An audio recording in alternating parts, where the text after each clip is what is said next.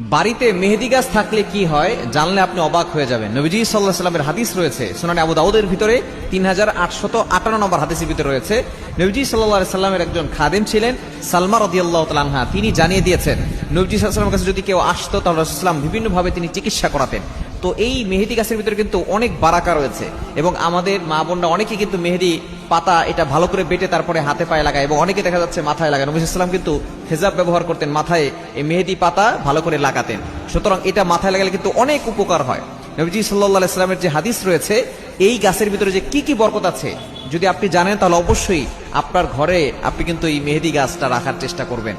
নবীজি সাল্লাল্লাহু আলাইহি সাল্লাম জানিয়ে দিয়েছেন, সালমা রাদিয়াল্লাহু তাআলা আনহা বলছেন একবার তার কাছে এক লোক এসে বলতেন, ইয়া রাসূলুল্লাহ ইয়া হাবিবাল্লাহ, আমার মাথা ব্যথা। তখন রাসূলুল্লাহ সাল্লাল্লাহু তাকে বললেন যে তুমি রক্তমক্ষণ করাও, অর্থাৎ তুমি হিজামা করাও। হিজামা কিন্তু অনেক গুরুত্বপূর্ণ একটা চিকিৎসা, এটা কিন্তু আমরা অনেকেই করতে চাই না।